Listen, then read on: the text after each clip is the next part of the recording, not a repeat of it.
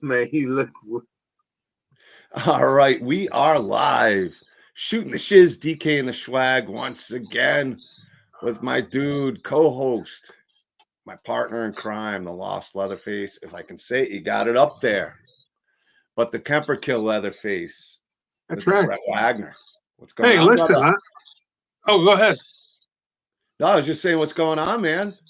Man, I'm pretty excited about our guest tonight. I didn't realize we have so much in common, and from pro wrestling, which I had no idea about. And then, I've been a spokesman for Bad Boy Mowers in Batesville, Arkansas for 21 years. And somebody's going to have to talk about this because Santiago is making an appearance in Batesville, Arkansas. Now, I don't know if you've ever been there, but I'm going to suggest one place. You go to Josie's. It's right on the river, and you go have some dinner there and a nice, tasty beverage if you like it. But we'll talk about that in a little bit. But, ladies and gentlemen, if we had the applause, taco place, he will. I mean, he'll tell you where to go get tacos. That's his big thing. Tacos? Every state and every place he goes to, he's got to have his tacos. Tacos and I'll be on the phone. Oh yeah, I'll call you back. I'm at a taco stand. No lie. Some things are important in life. And for this big redneck, it's tacos. But ladies and gentlemen, Santiago Cirilo, am I saying that right? Yes, sir. The man, he is an actor. He is a podcaster. He is a veteran. Thank you, by the way. Producer, paranormal investigator, and convention owner, manager, whatever you want to call it, but runs a convention. And we are blessed to have you on tonight. Man, I appreciate you guys having me, man. Now, listen, born in Puerto Rico and moved to Ohio. That had to be. Now, I read a little bit about the bio. You said it wasn't a big deal, but that had to be a bit of a culture shock, right? I mean, I don't know how old you were when you went to Ohio. How old were you? Well, I was about 5. I mean, I started kindergarten in the States, but I had to go through bilingual class, so I had to do English and Spanish to get everything fixed up and get me, to learn the English language better. So I ended up having bilingual classes to like to 7th grade. It must have worked well for you because you've done a lot of cool. Your background is so amazing. Once you really get into it, you're like me and John. We've done a lot of things in life, and we keep doing stuff. But just off the wall before we get into some college and being in the Army and all this stuff. Did you know as a young kid, were you drawn to the entertainment stuff? Did you like it? Did you know that I want to be an actor one of these days, or did that come later? No, I was very into pretend world. There's times where I'll find a empty briefcase and pretend I'm a lawyer, when I was a kid, or all that deal. Hang around and pretend world and with G.I. Joes and making up stories and writing little things off and on. I always thought I would be in some kind of business wise, like a businessman.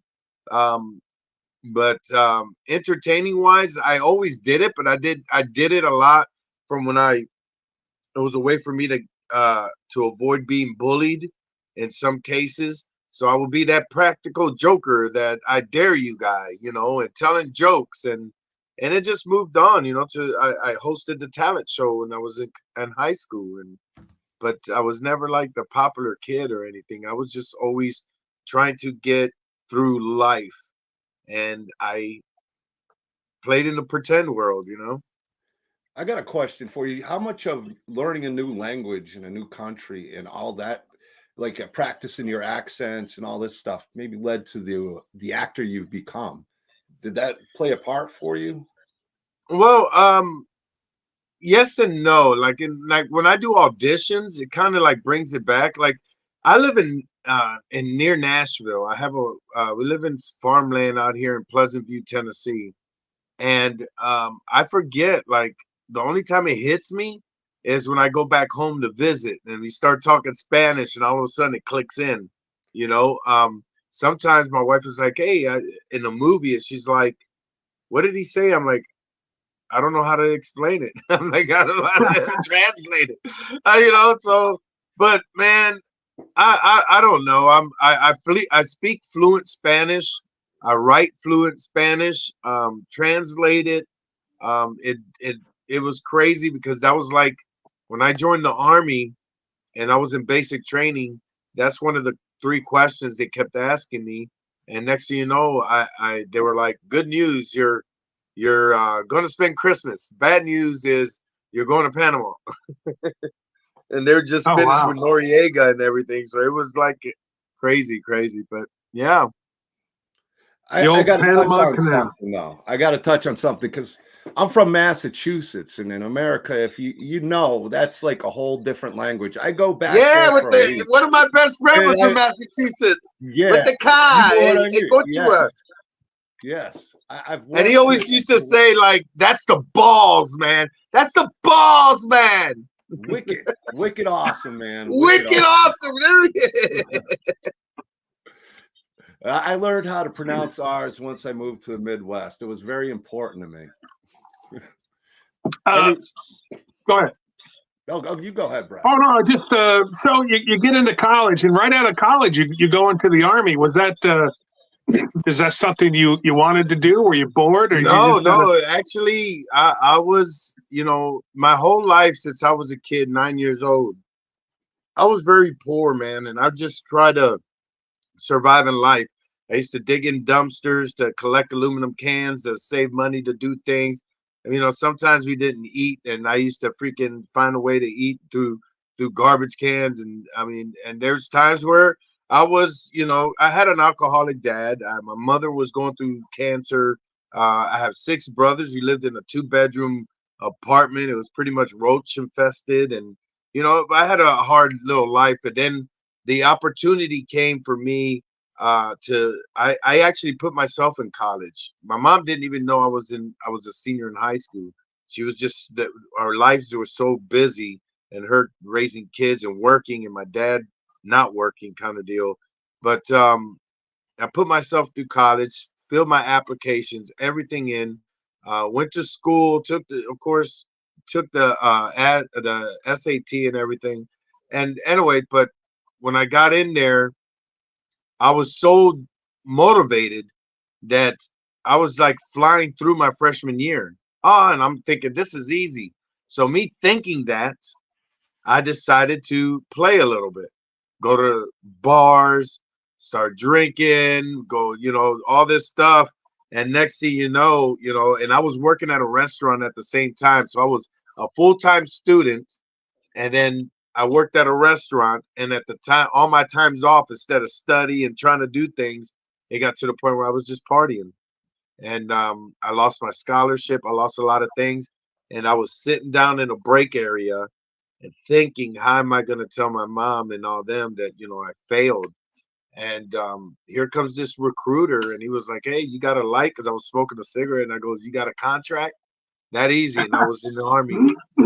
Yeah, I was in 3-4 months later. I was going to Fort Benning, Georgia, became in the infantry. But you know, Wow. it was meant to be, man. My family's been in it since World War II. Cousins, uncle, my grandfather, who I'm named after, was in the infantry in World War II. I had a cousin in Vietnam, uncle uncle in Vietnam. My brother was in the Navy during the Iraqi wars. I mean, it was meant to be, you know. Are you still close with with all your brothers and everybody? And Oh yeah, 100%. All of us get together when we can. When I'm traveling around in certain states doing either filming or TV shows or whatever I do, conventions, I call them up, man, and I just bring them to the shows, and they hang around. Some of them hang around in my hotel and sleep in my hotel. But we're always tight, man. You know, we go through a lot of battles. You know, I lost a lot of them through suicide, a lot of them through war, but you know, we still keep in touch. Even the kids, their kids and everything. I wanted to say something to you about that because my sister's here and she deals in that a lot too, suicide prevention and an outreach program. One of these days, I got to get you on with her and you guys can talk about the everything you do with that, because there's so much I want to touch on tonight with you and your acting career and growing up. I don't know if we can all squeeze. And the Hiyah Nation, baby. Yes. Now listen. So John, he goes and does 6 years in the Army, does his thing. Now you think he gets out, he goes, all right, what am I going to do? No, you went and started to work with Gibson guitars. So that's a totally, so you got to explain to me, what I mean, and how in the world did you just, I'm going to go work at Gibson guitars, because that's a pretty big deal. Yeah.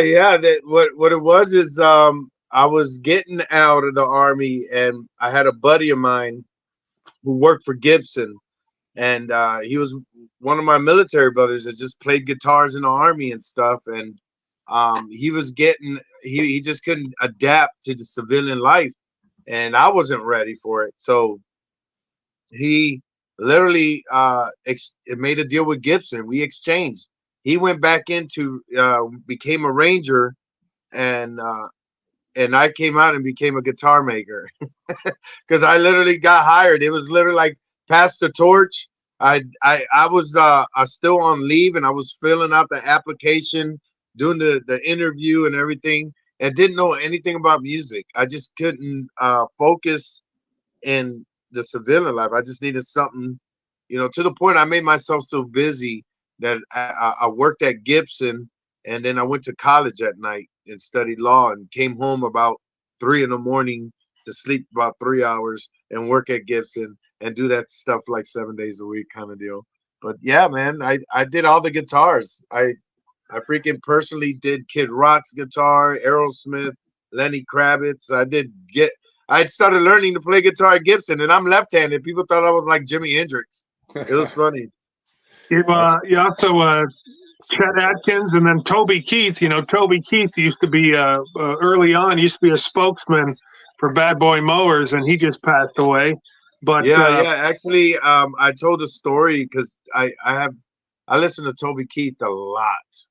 And when I was in the military, he was one of the guys who motivated me through field duty, through deployment.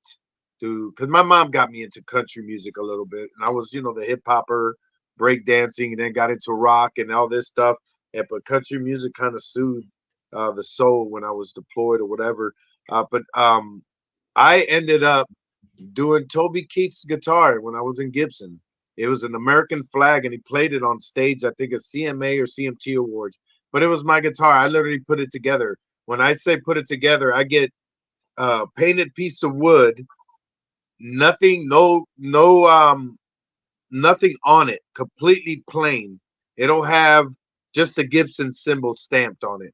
Everything else I put together. I soldered the technology on it, and the knobs, and the neck, and I mean, I did everything. I created their guitar, and I just tuned it up and gave it to an inspector, which is final process, and they'll look at it. Good job. Make sure it's buffed right. And they'll zip it up or put it in the case or whatever, and it goes whatever. I was in charge of doing all the artist guitars. I did all these musicians, and it was weird because I never touched a guitar before, and it was just because of the phase I was going through in the Army. I started out as a sander, and they had to do like 300 guitars a week. I was doing 150 by myself a week. And they couldn't slow me down. They kept moving me in different positions, and finally the adjusting, creating the guitar, that's where it's slot at. So anyone who's ever played guitar understands that a difference between a shit guitar and a Gibson guitar. So it'd be one thing if you were putting together other guitars, but the fact you're putting together a Gibson guitar, there's a standard. There is something you have to make sure you hit at every time and quality level. 100%. So that says a lot, man. That's big stuff, man. Yeah. Any guitar you could think of, man. I played it, touched it, built it pretty much. From all the Les Pauls, SGs, the double necks. I did a lot of BB King's Lucille's. I did Kid Rock's guitar for a concert for him. I did Aerosmith, Lenny Kravitz. I know Ace plays the Gibson. Did you do any Ace Frehley? Oh yeah. I did. We did a guitar for Ace Frehley. It has his it had, on the face of it, it had a picture of him. That's awesome. I think I know it's a picture of him. I think I've seen that. Yeah, there is a guitar for Ace Frehley that has a picture on it. It's a Gibson guitar. It has his face on it. It's like a cartoon face on it. They did also that for some other bands. They did and artists, but it's weird, man. Gibson is a world of amazing freaking musician. If you ever get an opportunity to go to Gibson off of Elm Hill Pike in Nashville, is where I worked at. When you go in there and go through their process, every person in there could bring a concert. They put all the employees at Gibson and just let them play guitar. 90% of them could play guitar because, you know, you're in Music City, Nashville. But these guys, I'm like, oh my God, I'm good. You know, I never played guitar. So when I went there and see these people playing these hundreds of thousands of dollars of equipment like it's nothing, and I'm going, oh my God, why aren't you like in a band? They're like, we are in a band. Then it figured out, you know, I'm like, oh my God, everybody here's a musician. You put together, man, and you put the shit together, you know. It's crazy. How cool is that, man? Oh yeah, it was pretty cool. I mean, like I said, I literally soldered all of it, put together. I mean, I get to paint a piece of wood. I put the strings. I did the bridges. I filed everything. I mean, 100% of completely doing any Gibsons, SGs. Like I said, all the Les Pauls, the heavies, the Starbursts. I did the double necks on the SGs, the bass guitars, Flying Vs. When I could talk like that, people are like, "Oh yeah, he did.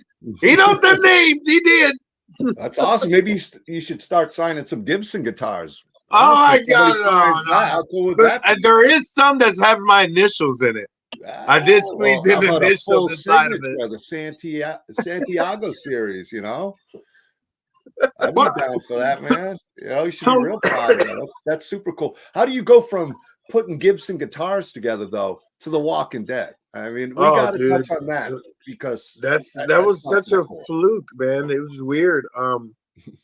Well, I got out of Gibson and I got my degree in law, and then I started working for a law firm. And long story short, man, I ended up being one of their lead paralegals to the point they offered me law school to pay for it because I was making them a lot of money, man. And I was at a break room. I mean, it got to the point where I was pretty much running some of that firm, but I was leaving home like at 11 o'clock at night, man, late nights and stuff. And then I was in the break room and I saw this commercial. Want to be an actor? You know, one of them old midnight commercials. And I'm like, you know what? I got a GI Bill still left on it. Sure, why not? Next thing you know, man, I'm doing classes for about 2 years or so through GI Bill, and I ended up going to a conference in Texas, and I got hired. My first agent was Osbrink Agency, which was Dakota Fanning's agent. Sure, I ended up being in LA for about 3 months. Same time I was still living in Tennessee. So I had buddies out there that would rent me a couch, a corner or something. And I was flying back and forth, still doing the paralegal stuff. Boy, I was putting money in dents in the credit card, going back and forth. And then the incentives broke in the South. So all the laws changed. And instead of me going to LA, I was going and getting paid gigs 2, 3 hours, 5 hours tops away. I was in Kentucky. I was in Louisiana.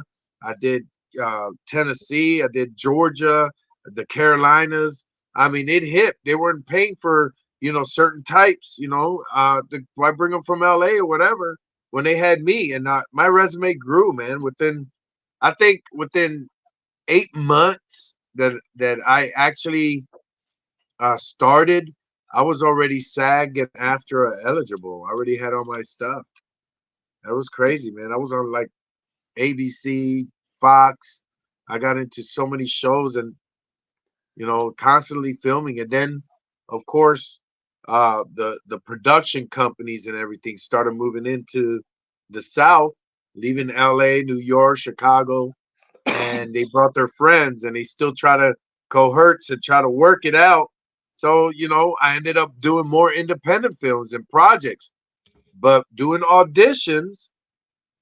I did a gig to help out. I had an audition through my agent, got a third callback, which it happened before many times where they didn't hire me after third callback because they hired their friends. I dealt with Melissa McCarthy and her husband. I love Melissa McCarthy, but her husband I give a few shits because he hired a friend to do a movie where I worked hard to get that fucking role. And then I ended up doing a thing audition for Fox for a miniseries. Thought I had it. Next thing you know, 2 days before they were going to shoot in Louisville, Kentucky, my agent calls me and said, "Hey, their actor bailed out on him. He got a bigger deal in somewhere in Chicago. I think it was like Chicago PD or something." And then the producer calls me, and the first thing they said, "How I heard you're real close. You know that you were originally the person we picked." And I'm going, "Yeah, what the fuck ever." So they emailed me the script, and I'm driving 3 hours for Fox to film something for Fox. Nailed everything, did everything good. Within 2 hours after I was done and went to the hotel, my agent calls me and flips out, said, "Oh my God, you're gonna be on The Walking Dead." I'm like, The Walking what? And she's like, "The Walking Dead. You're on The Walking Dead." I was like, "I never auditioned for that." I was like, "I never auditioned for that." See that? No, they saw your resume. By then, I did USA, TNT. I did Lifetime movies. I did a lot of shit, and they hired me, and I was getting these different scripts and a lot of different things. And they're like, "You have to be in Peachtree City by this date." And I stayed out there for 2 months, man. They had a bad storm, so they broke for a week. But I was going back and forth to Tennessee and Georgia, filming Walking Dead for a few months.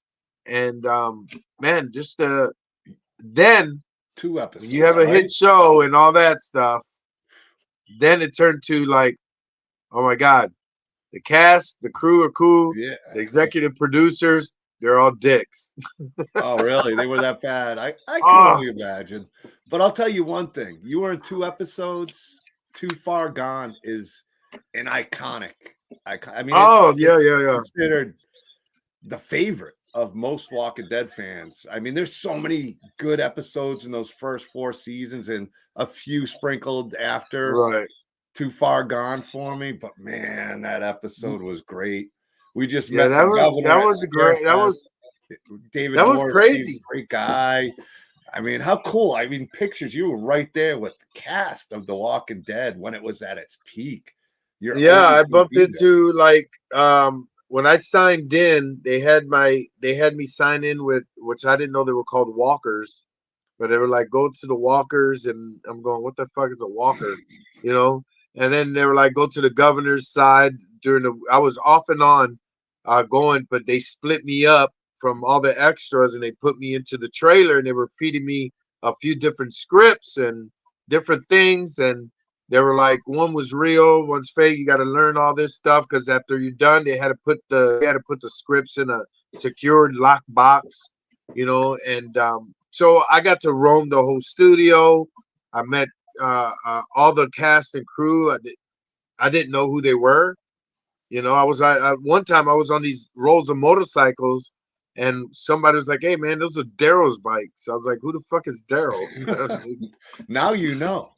Yeah, Andrew Lincoln. I thought he was security. He came by next to me, and we were looking at all these zombies. Man, yeah, he was in a sheriff's outfit. Man, look, this guy must have went home. I had other. It was nuts, man. I got to, all the deal. The tank coming in. I got to see them rig up the tower. I got to hang out with everybody for 2 months, and literally chat with them and go over lines and everything. And then all of a sudden, shit changed. I think an executive producer got mad because I didn't know how big the show was. So, so I did a tweet back then, and I was like, "Hey, I'm in Georgia filming this zombie show." And all of a sudden, from a few thousand followers or less, Next thing you know, I get requests like 10,000 people requesting me. Well, that show was fire. Social media was you were on nuts. one of my buddies' shows who was a big Walking Dead YouTuber, Ronnie Hayes. Will Make a Path Presents. Great guy. So I remember you being on there, and I mean, I almost forgot about the spoilers. The spoilers almost ruined the show for so many people after time. It got bad. It got real bad. Oh, and, yeah. You were there at the peak. That's I mean, it happens a lot, you know, because we've both been doing this a long time. I've been doing it for 30 years. When a show's hot, like Breaking Bad, when I would go audition for Breaking Bad, I remember that was like one of the first times they start putting your name across the script, because if that script gets out, you lose that script, they're going to know that came from Brett Wagner. Same with the Texas Chainsaw Massacre script. Your name is superimposed on it because, God forbid, and you have to sign an NDA. So I never signed an NDA until like The Walking Dead, and I'm like, you have to sign this before you go on. I mean, not The Walking Dead, Breaking Bad. I never signed an NDA before my audition, but I'm like, what's this? You got to sign it before you go in for the. I'm like, I haven't even got the gig yet. What am I signing? That's hilarious. But yeah, there's Sopranos too, right? Well, I remember like in the 4th season of Sopranos, someone let the script got out, and it told like the season finale of the show. And after that, that was like, man, you're going to get sued. They will sue you if you're nobody and you let that script go, and someone gets it and finds out a season finale or finds out an episode, they can sue you for not only ton of money. Sued, you're never getting hired again. Well, that's true. Yeah. But you've done some good work. I like the show Nashville. You got to work on Nashville. That must have been fun. That was fun. You know, the great thing, I did a few episodes with that, and the best part of it is it was like 10, 20, 25 minutes from my house. So I literally I go home after shooting. I got to work the whole cast and crew out of there. They were great.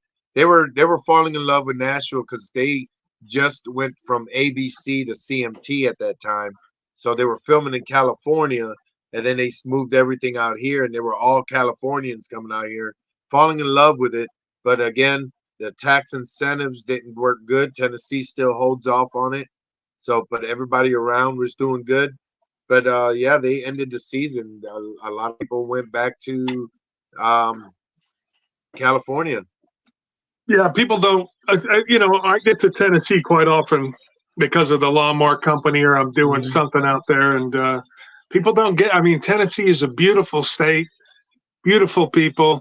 I would love to be, I would move out there in a heartbeat if we could.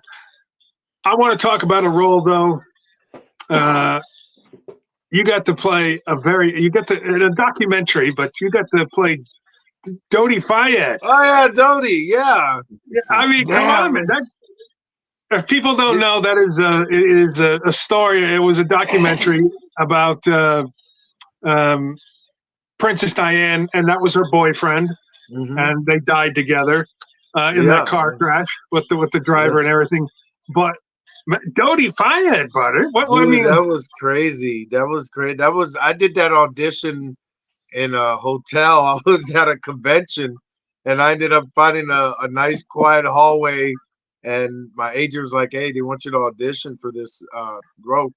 But the company that were doing it through Lifetime, I believe, they already hired me before, and they were just like, hey, can you show us man, I shaved at the convention. I had to go I was shaving to shave it off. And I took a picture. They interviewed me. I did the lines with them, and they're like, "Okay, you're hired, but we got to tell your agent." I was like, "That's fantastic," you know. So I ended up thinking I'm going to overseas or going.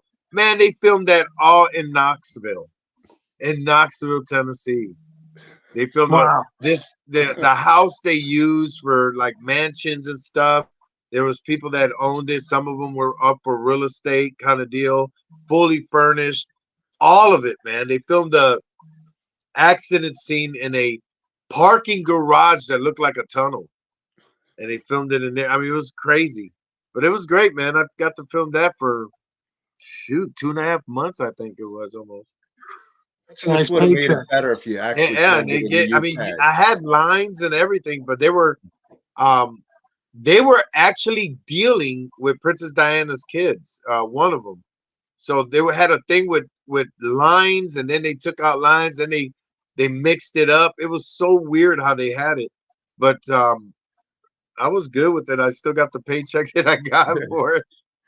Hey, nothing wrong with that. So it sounds like a great job. I mean, like I said, other than not being able to go to the UK to film, which I'm sure you're Right. excited about. It's like I want to Nice go job. poop in the royal house. Yeah. I want to go get bit by one of those royal horses, you know? Go mess with some royal guards. You do your own podcast. You do stuff dealing with the Hiyah Nation. So you're gonna have to explain to the folks. Now you do some paranormal stuff, but you also deal with, we were talking about the mental illness, and you do a motivational podcast. So tell me about the Hiyah Nation. So there was a time in my life where I went to a dark place. I lost a lot of people that I loved with almost like a domino effect. I'll give you the last thing that triggered it off was, my best friend and military brother committed suicide. And then like a week and a half later, I lost my mom. And then after burying my mom, I come home and there's my dog suffocated in the front yard and so forth. And I just pretty much, lost it, man. I lost it. I was in a dark place, and I went in the back of the field, and I was just talking to God, man. I told him, I said, take this pain away, or I'm gonna take it away. Instead of Hiyah, instead of amen, hallelujah, I yelled Hiyah. And when I yelled it so loud, I tell people this, that I had so much control of everything that I could have switched Saturn's moon and replaced it with Earth. I could have just thought of cancer, cure cancer, and it could have happened. But I was so in love with, I was so much enjoying the love and peace and happiness all in once that I controlled everything. But I was just crying my eyes out and understanding my life is worth living. It was just, I felt so much of the grace of God, or the presence of the Lord, and I just felt great, and I just cried it out, man. And I had so much power and control. So I use that word to clear negativity wherever I go. I yell Hiyah, and before an audition, I yell Hiyah when I go to a room, and all the time. It got to the point where it grew on other people, and they ask me, and I tell them my story, and I tell them when I was a kid and where it got to, and all this stuff, and it became an addiction to them. Everybody started yelling Hiyah, everybody, and then I did a podcast and all this stuff. And then I decide to tell, when I go to conventions, I do a lot of motivational speaking and try to talk to kids and adults, everyone. And there's stories that I don't tell people. I've dealt with people that went through addiction. I dealt with people that had their suicide plan already out. I mean, I dealt with a young lady who was 13 years old and got raped by her teacher, and she wouldn't speak for 30 days. And she met me in out of the blue in a convention through her mom, who was a DEA agent, waiting for an elevator. And I was checking into a hotel, and I just saw her face and saw the lost. And I just went up to her and say, hey, what do you want to be when you grow up? What's your ambition in life? And she spoke. She was like, I want to be a veterinarian. And I said, you're going to be a veterinarian. Never want, but always be, and all that. Cleared it out. Went to check in. The next day, her mom and her mom come to my table. And she's like, see, Mom, look at this hat. Look at this Hiyah shirt and all this stuff. And I mean, just pointing stuff on my table. And they purchased merchandise. They leave. the mother comes back like 10 minutes later, just bawling her eyes out and telling me, "Who are you? What da, da, da, da?" And I thought I did something wrong. She goes, "You don't understand. My daughter hasn't spoken in over 30 days. And I can't have her stop shutting up. I can't shut her up." I was like, "It's the Hiyah Nation." And there's more things about that. So I decided to do like podcasts and started out doing speaking when I go to conventions. You know, I'll go to a con for a weekend, but during that time I'll go and see what the local drama club is doing, a high school or something to motivate people and speak, a rehab center, you know, places I just go, nobody knows that. And then I end up doing the convention. I gotta hook you up with my sister. I mean, after the show, I'll put you in Yeah, contact. yeah. She does a lot of the same thing. She's Yeah, very you know, passionate about it. here's the thing: is mental health is real. Me being an infantryman, me being, you know, I was molested when I was 9 years old. I mean, I could go on and on. I have a podcast, and I did it in the mornings because I feel that when we wake up in the morning for news and everything, we're fed negativity. We're getting fed just the weather alone, and now we're going through a political year. We're going through religious things and people's way of life, and everybody's in one side and everything. And all I just want to do is make people laugh and use common sense with humor, but do a morning show to motivate you. And I do it, and I'm open because at that time I battle with PTSD. I get depressed in the morning, and I deal with it. And I want people to feel how I deal. Whether I'll cry on my morning podcast, I'll start smoking weed in front and during the podcast because my PTSD goes crazy. My mind sidetracks. So I want people to see not only that a veteran deals with this every day, but people that has mental issues, people that has their mindset is more powerful, but they don't know how powerful they are because we're fed every morning through news, through politics, through religion, through all this stuff, and all it is people trying to control your life. It's trying to control your life. And I tell everyone, like, you have a spark, you have a talent, you have a blessing, something that's been through your generation. I'm an actor, writer, producer, whatever, author, whatever. Someone in my bloodline was entertaining somebody in a saloon or something, you know, back in the days. The bloodline still goes through, and if you don't use it and you know you have it, you're going to be miserable. You're going to live in that world of what if. What if I took that left instead of that right? What if I picked up that guitar? What if I did write this movie? What if I did sign an application to be a doctor, to go to medical school? You never know what you could put in. You never want to plant live. it in. What if? You never It's want the to live. problem. Those are the fucking worst word is what if. You know, I want to be a doctor. Go be a doctor. What I can't afford. Don't give me excuses. Go to fucking school, because if you go into it and you plant that seed, yeah, you're gonna be a doctor. You're starting to be a doctor, and all of a sudden, you know what? I'm gonna build hospitals. Okay, that's their answer. You had to go through the whole medical thing. Maybe you decided, oh, I'm gonna build hospitals. I'm gonna be a veterinarian instead of a surgeon. You know, you never know. Got to plan it, man.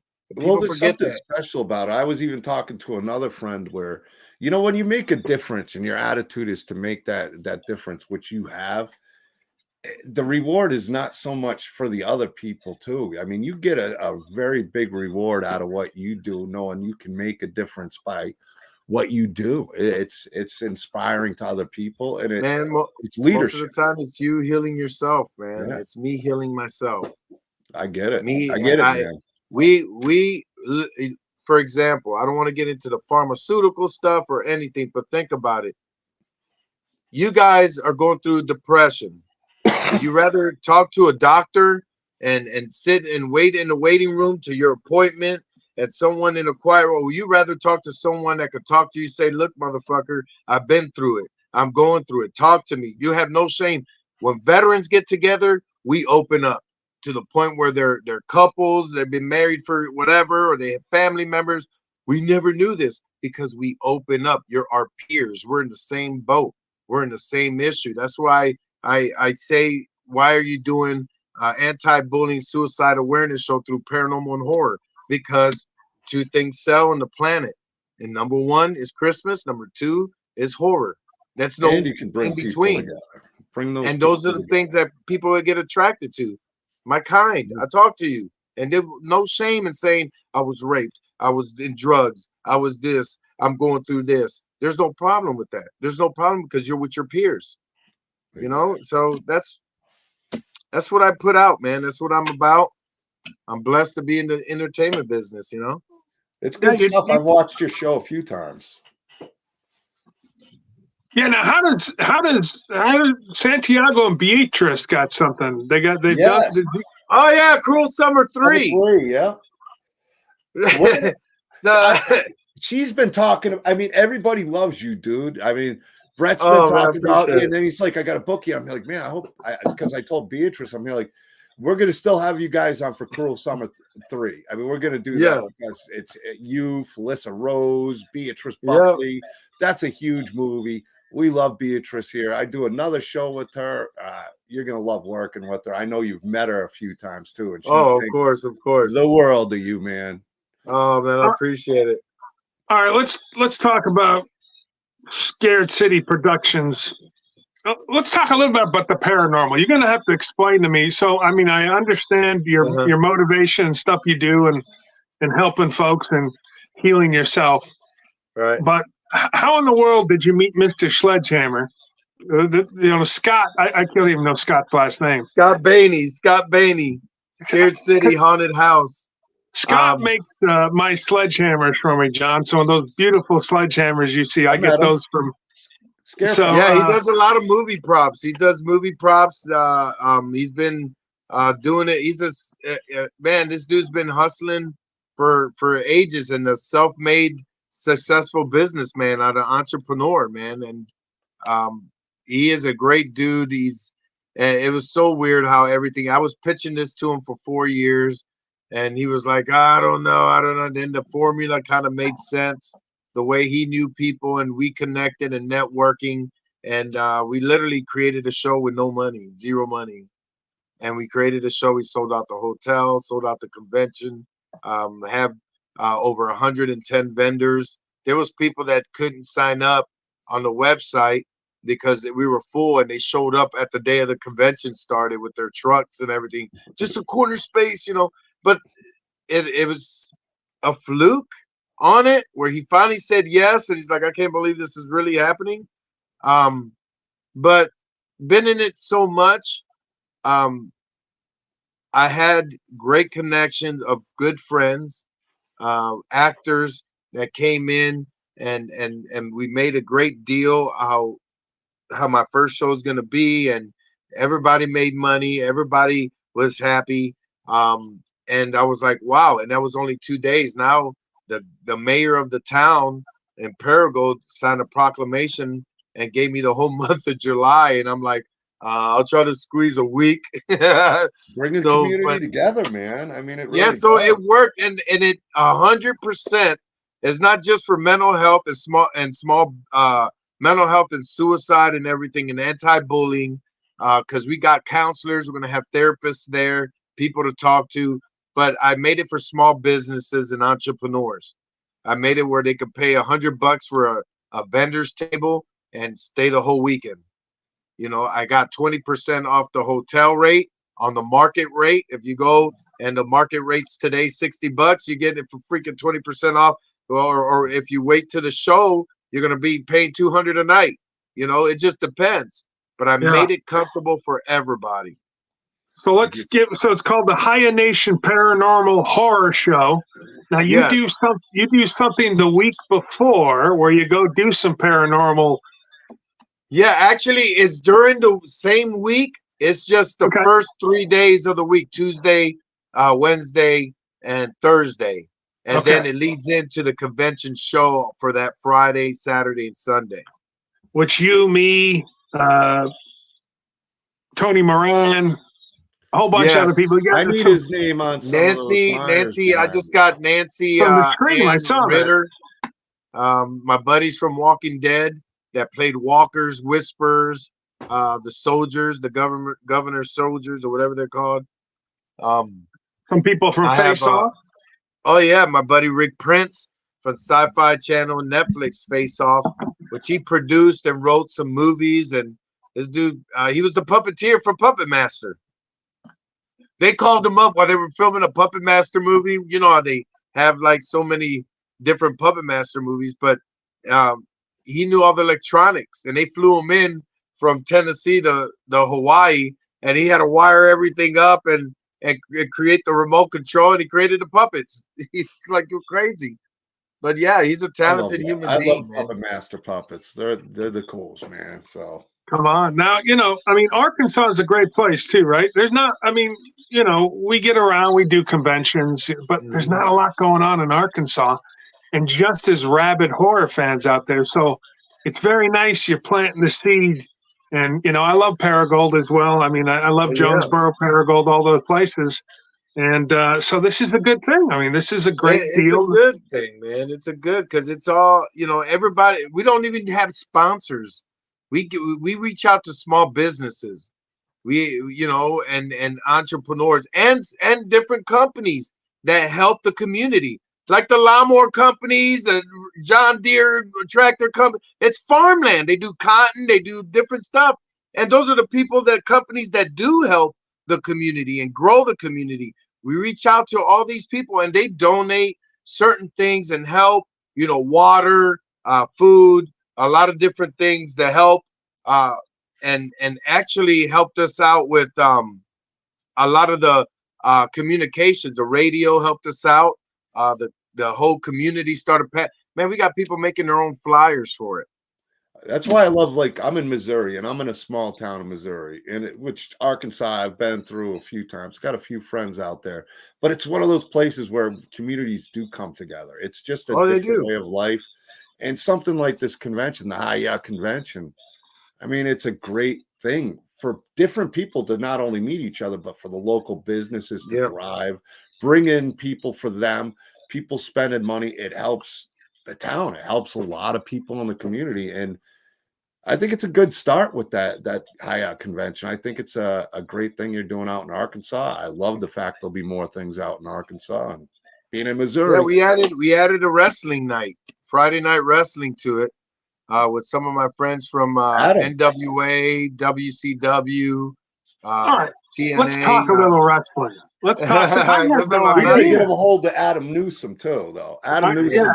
I had no idea that you got to tell me about some wrestling stuff here, because I was in the business for like 6 years. I was a heel manager. Started guys like John Cena, Samoa Joe. I did all I could. But were you in OVW? Were you out there in OVW? No, I was in a place called Ultimate Pro Wrestling in Huntington Beach, California. So we were. Oh. You went from us. You went to OVW, and then after OVW, you went up and you started doing your dark matches, and you would get signed. But we still. I mean, listen. Samoa Joe's the AEW champion right now. I still got Rick Knox, who's the referee. I love watching these guys, and they're still. I don't know how they're still doing it. You know how it takes a toll on the body. But tell me a little bit about this wrestling that you do. Yeah, I go out to a lot of independent wrestling, and it's part of the Hiyah Nation thing. They give me my moment to talk about anti-bullying and suicide awareness, and I do the skits with them. I do the storylines. I'll sign a contract with them, and I'll do about 2 months of one company, then I go to another company and mix it up. But in the meantime, I get involved in communicating and networking, of course. But yeah, man, I know all them great guys, wrestlers from.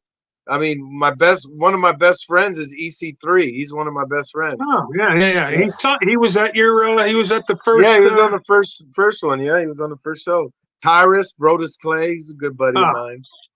Brodus is if folks don't know, is a very interesting guy, because he went from, pro wrestler, WWF, WWE, to all of a sudden he's on Fox. And he got his own book. Yeah.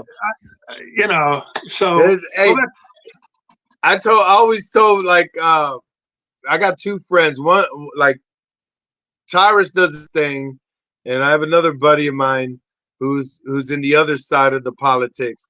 And I was like, you guys are both need to get together and talk this out because I hate hearing one side of each. You ready? Let's get it out. But yeah, I mean, Jerry Lawler's a good buddy. I met Jerry Lawler many times. Very nice guy. I work with special needs, and he was one of the nicest people. Oh, he's a great dude. He's just a real nice guy. He was his son was a good friend of mine. But Brian Christopher, if you guys didn't know, his son that passed away. I actually hung out with him like 2 weeks before he passed away, and I met Roddy Piper was a cool dude that I got to hang out with. There's some other legends that I know personally and did stuff with them, like Boogie Woogie Man and Jimmy Valiant. Jimmy Valiant, Jimmy Valiant, Boogie Woogie Man, Jimmy Valiant.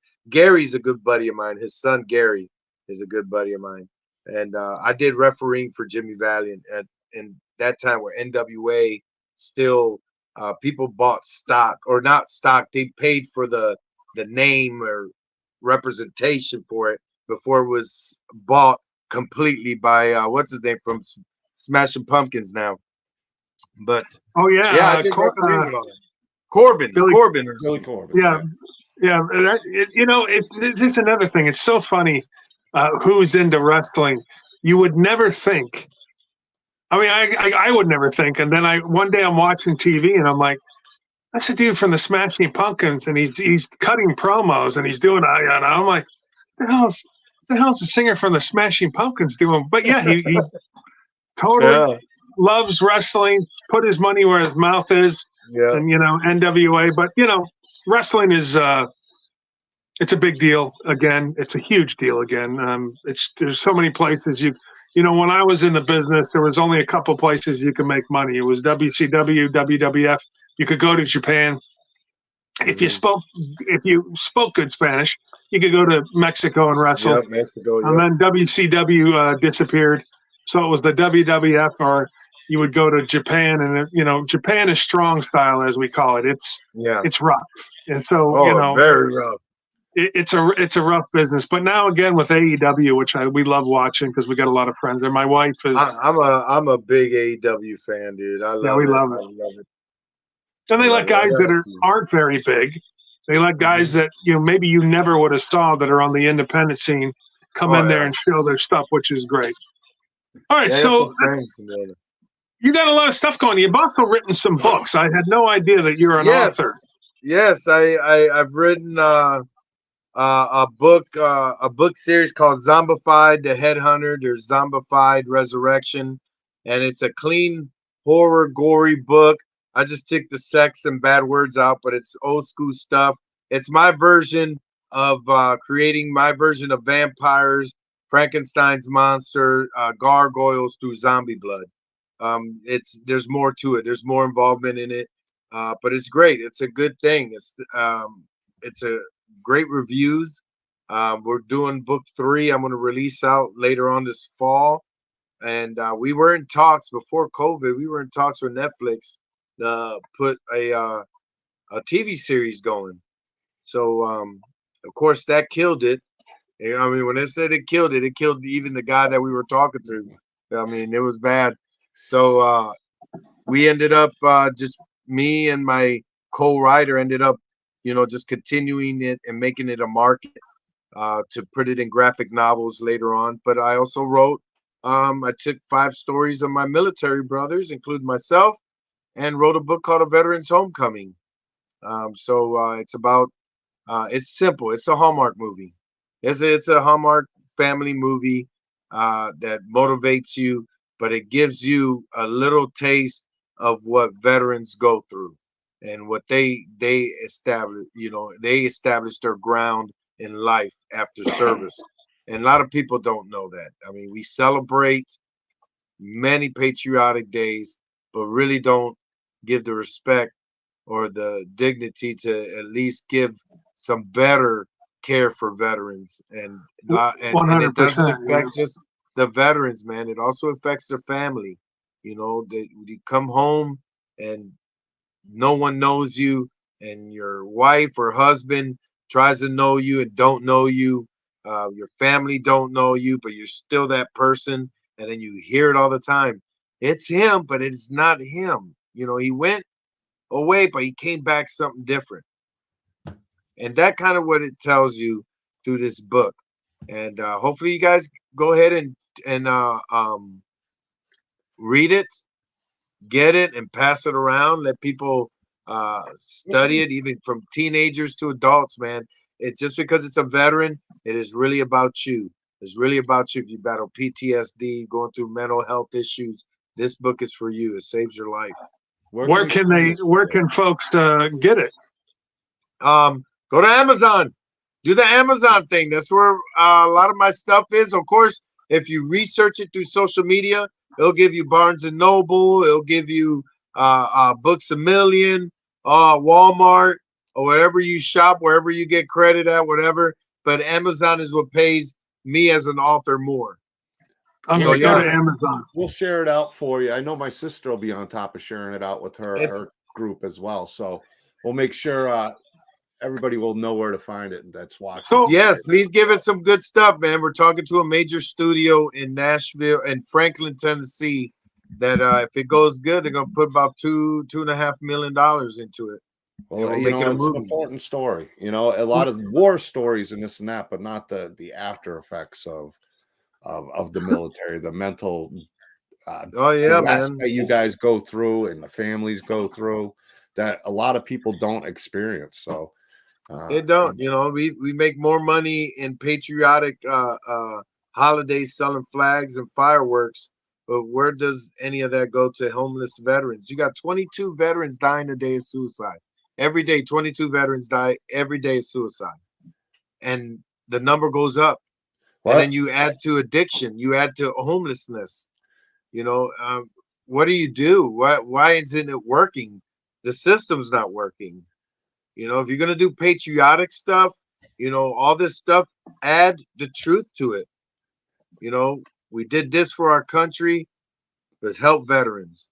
There shouldn't be any kind of crazy, you know, all this companies getting built to help veterans when the government should have helped us from the get-go.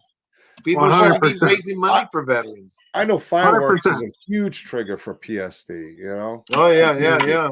And you know, people don't think about it. And I have, because I've heard people talk about it where it's like, I mean, I get it now. And so when I hear people lighting things off, especially after like 8, 9 o'clock, that's when it really is kind of those tough times.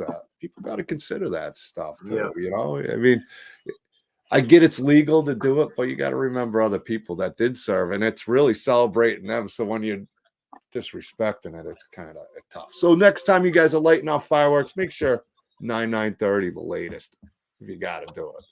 All right. Well, listen, we're going to all be together July 12th, 13th, and 14th, the Hiyah Nation Paranormal Horror Show 2.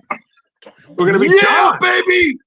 John's going to be there. John's going to come down, and you're going to see an amazing booth that John puts on with some amazing stuff. What is coming up for you, Santiago, before we say goodbye to you? I am finishing a movie called You're It. It's filming in North Carolina, in Hickory, North Carolina. I'm finishing that movie up. I got about a week or 2 weeks left on it. I'll be in Batesville, Arkansas for White River Fan Con.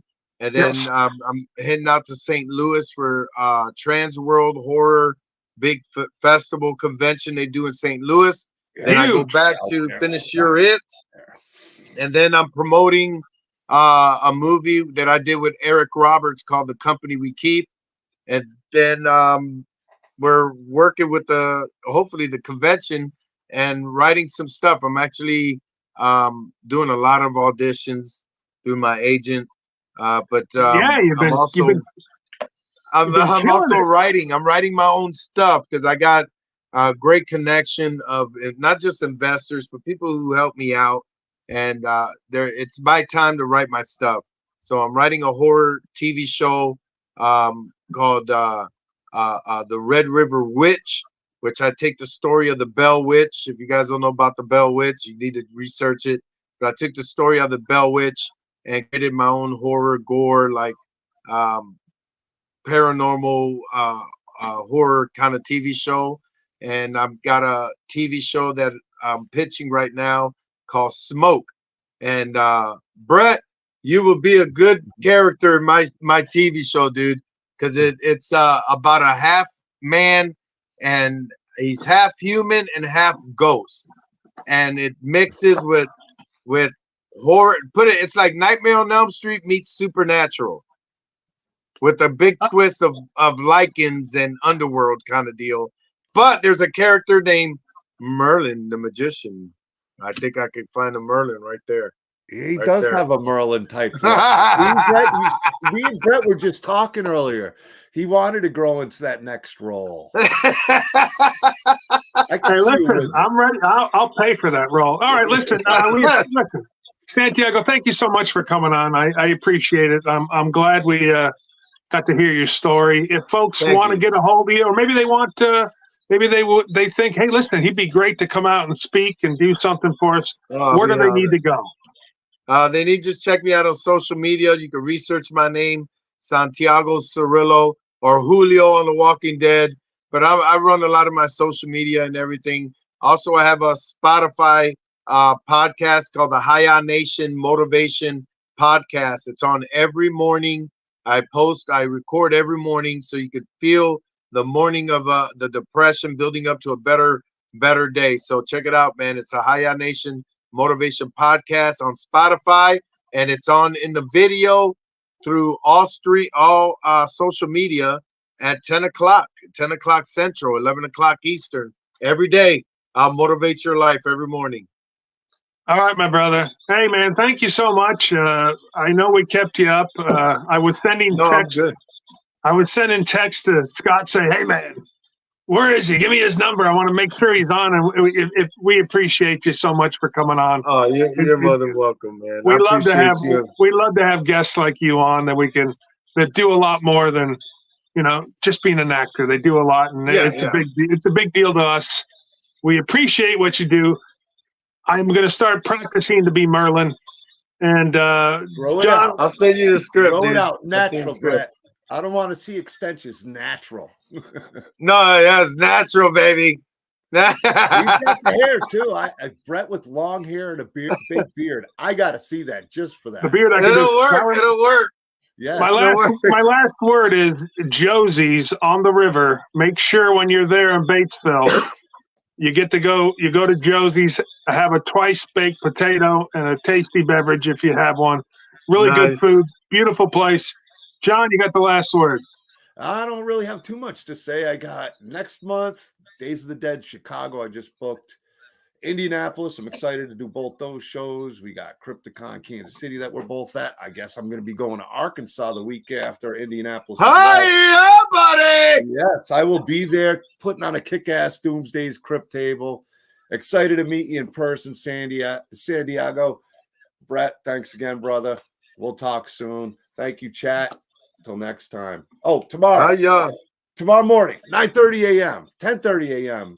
Eastern Standard Time. Kyle Rappaport, Movie Buff 1, live in the crypt. Peace out, guys. See ya.